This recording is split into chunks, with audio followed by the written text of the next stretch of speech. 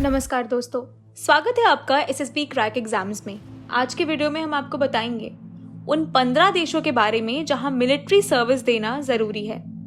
जैसा कि हम जानते हैं कि किसी देश की ताकत का अंदाज़ा उस देश की मिलिट्री से लगाया जाता है। देश बड़ा हो या छोटा, इससे उसके कद का अंदाज़ा नहीं लगाया जाता, बल्कि उसकी आर्म्ड फोर्सेस की ताकत से उसका स्थान मजबूत होता है। पहला देश जहां नागरिकों की मिलिट्री सर्विस करना ज़रूरी है वो है इजराइल। इजराइल की सेना और इंटेलिजेंस एजेंसी मोसाद के बारे में तो सभी को पता होगा। इस देश में पुरुष और महिलाएं दोनों का मिलिट्री ट्रेनिंग करना अनिवार्य है।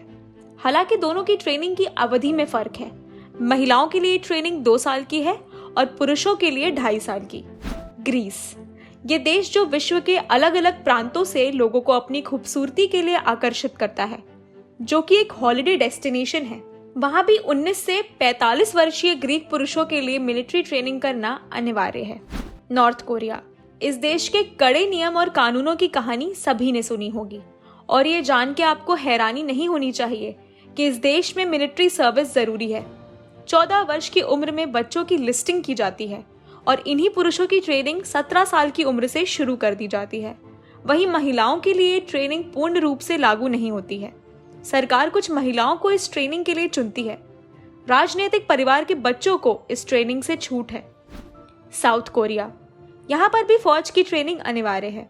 यहाँ पर आर्मी सर्विस की अवधि 21 महीना, एयरफोर्स की 23 महीना, नेवी की 24 महीना है। नागरिकों की हीन शारीरिक एवं मानसिक अवस्था के चलते उन्हें इस ट्रेनिंग से रियायत मिल सकती है। रशिया में मिलिट्री सर्विस की अवधि है 1 साल।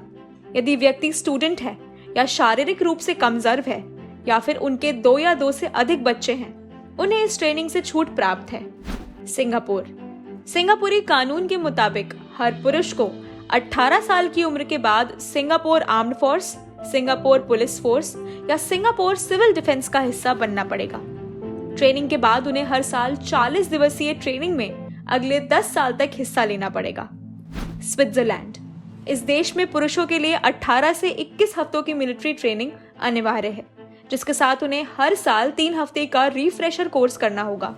स्विट्जरलैंड में महिलाओं की ट्रेनिंग स्वैच्छिक यानी वॉलंटरी है।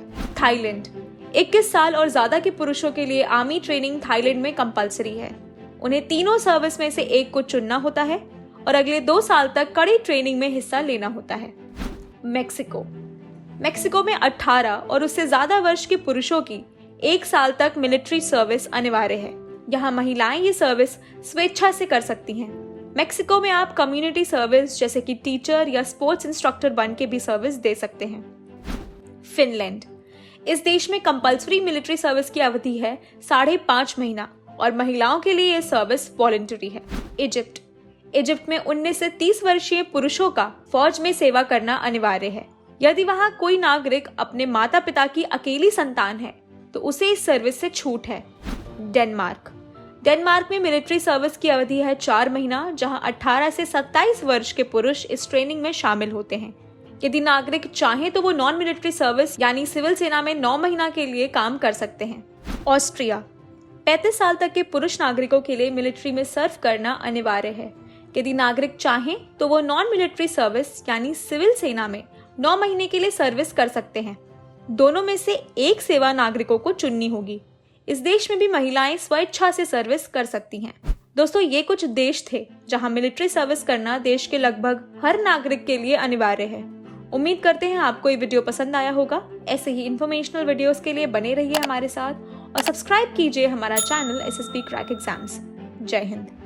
अगर आप एक डिफेंस एस्पिरेंट हैं और SSB interview, NDA, CDS, AFCAT जैसे एग्जाम्स के लिए प्रिपेयर कर रहे हैं तो आप एसएसबी क्रैक एग्जाम्स के कोर्स को चेक करना ना भूलें। आप हमारी लर्निंग एप्लीकेशन को गूगल प्ले स्टोर से भी डाउनलोड कर सकते हैं।